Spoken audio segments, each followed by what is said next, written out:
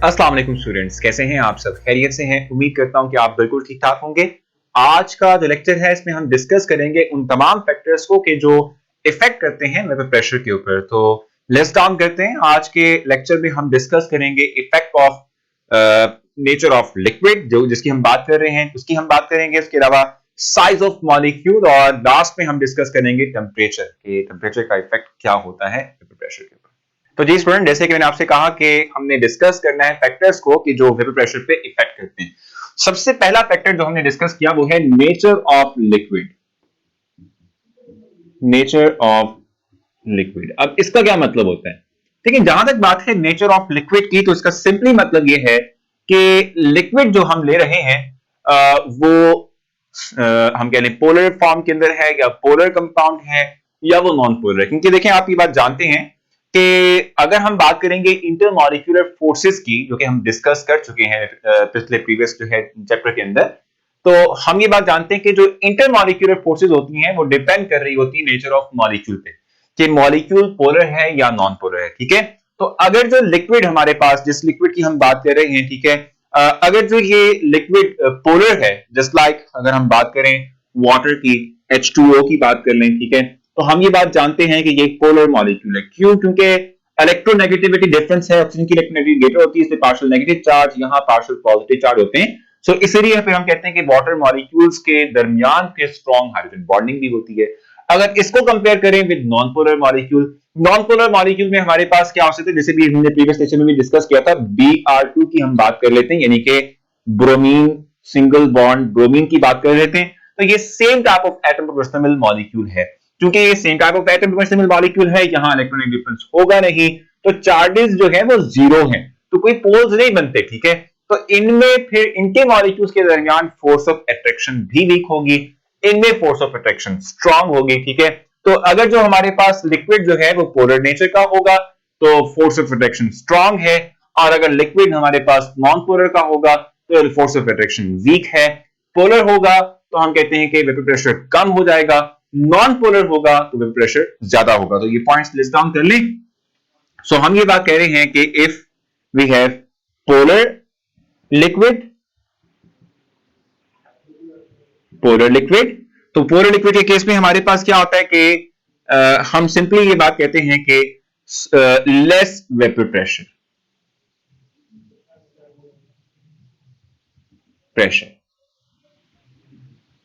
ठीक हो गया। और अगर हमारे पास नॉन पोलर होगा सब्सटेंस, तो फिर हम क्या कहेंगे? हम कहेंगे नॉन पोलर लिक्विड अगर हमारे पास है तो हम कहेंगे कि मोर वेपर प्रेशर होगा। ये पहला फैक्टर है जिसकी हम बात कर रहे हैं। ठीक हो गया, मोर वेपर प्रेशर मतलब ज्यादा वेपर प्रेशर जो है ये पार्टिकल्स क्रिएट करेंगे जो कि नॉन पोलर नेचर के हैं। ठीक है जी। अच्छा, उसके बाद अगर हम बात करें नेक्स्ट पॉइंट की, यानी जो नेक्स्ट फैक्टर है जिसपे के हम कहते हैं कि वेपर प्रेशर डिपेंड कर रहा होता है, वो है size of molecule. Size of molecule. अब देखिए, जहां तक बात है साइज ऑफ मॉलिक्यूल की, तो हम ये बात कहते हैं कि जो इंटरमॉलिक्यूलर फोर्सेस होती हैं वो नेचर ऑफ मॉलिक्यूल्स पे डिपेंड भी करती है, इसके साथ साथ साइज ऑफ मॉलिक्यूल पे भी डिपेंड करती हैं। जितना ज्यादा हमारे पास साइज ऑफ मॉलिक्यूल होता है उतनी फोर्स ऑफ अट्रैक्शन स्ट्रांग होती है, जितना साइज ऑफ मॉलिक्यूल स्मॉलर होगा उतनी फोर्स ऑफ अट्रैक्शन वीक होगी। यहां हम एक टर्म यूज करते हैं नॉर्मली पोलराइजेबिलिटी की। यहां एक टर्म यूज करते हैं हम पोलराइजेबिलिटी की, मैं यहां पे लिख देता हूं, आप लोगों को एक्सप्लेन भी कर देता हूं। पोलराइजेबिलिटी,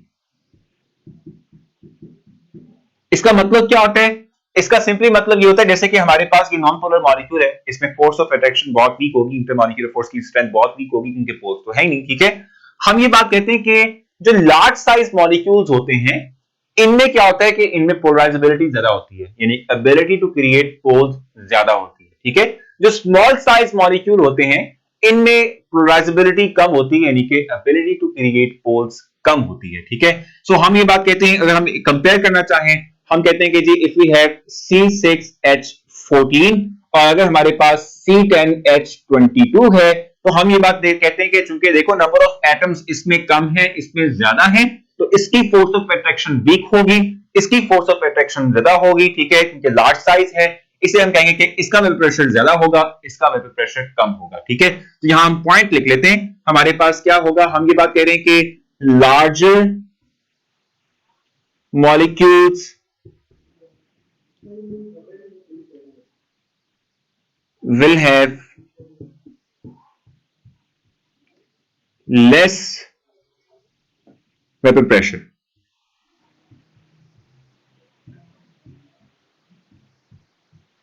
ठीक है जी, जो लार्जर साइज मॉलिक्यूल्स होते हैं उनका वेपर प्रेशर क्या होता है, कम होता है। ठीक है, इसके बिल्कुल वाइस वर्सा अगर आप बात करते हैं स्मॉलर साइज मॉलिक्यूल की, तो इसका मतलब सिंपली ये हुआ कि ग्रेटर यानी मोर वेपर प्रेशर। ठीक है, तो हम यहां लिख लेते हैं स्मॉलर मॉलिक्यूल, तो क्या होगा, मोर वेपर प्रेशर। ठीक हो गया, स्मॉलर मॉलिक्यूल का वेपर प्रेशर ज्यादा होगा, लार्जर मॉलिक्यूल्स का वेपर प्रेशर कम होगा। बता चुका हूं, लार्जर साइज का molecule polarisability greater, intermolecular forces strong, smaller molecules की पोलराइजेबिलिटी कम, इंटरमॉलिक्यूलर फोर्सेस वीक, इसलिए मोर इजीली इवेपोरेट कर जाएगा। जितना इजीली इवेपोरेट करेगा उतना ही प्रेशर फिर ज्यादा एग्जर्ट कर पाएगा। ठीक है, लास्ट पॉइंट हमारे पास जिसको हम कहते हैं कि लास्ट फैक्टर भी है, वो है टेम्परेचर। ठीक है, जहां तक बात है टेम्परेचर की, तो हम ये बात पढ़कर आ चुके हैं कि टेम्परेचर ज्यादा होने से इवेपोरेशन ज्यादा होती है, और जितनी ज्यादा हमारे पास इवेपोरेशन होगी किसी एक लिक्विड में, उतने ही हम कहते हैं कि पार्टिकल्स ज्यादा लिक्विड फॉर्म के वेपर्स फॉर्म के अंदर होंगे, और वो जितने वेपर्स ज्यादा होंगे उतना ही वो फोर्स भी ज्यादा एक्सर्ट करेंगे। So greater the temperature more will be evaporation, and more the evaporation more will be the vapours. ठीक है, जो कि प्रेशर एक्सर्ट करेंगे, so more will be the vapour pressure. ठीक है, सो हम ये बात कह सकते हैं कि टेम्परेचर के डायरेक्टली प्रोपोर्शनल होगा वेपर प्रेशर। ठीक है, टेम्परेचर ज्यादा मींस के मोर पार्टिकल्स विल इवेपोरेट, और जितने ज्यादा पार्टिकल्स इवेपोरेट करेंगे, जितने ज्यादा वेपर्स होंगे, उतना ही वो प्रेशर भी क्रिएट करेंगे, सो वेपर प्रेशर भी ज्यादा हो जाएगा। तो ये तीन फैक्टर्स थे, होपफुली आपने इन तीनों फैक्टर्स को अच्छे से समझ लिया। कोई पॉइंट आपको डिस्टर्ब कर रहा है तो आप मुझसे पूछ सकते हैं, मैं आपको रिस्पॉन्स दूंगा। अपना ख्याल रखें, मुलाकात होती है नेक्स्ट लेक्चर में, तब तक के लिए अल्लाह हाफिज।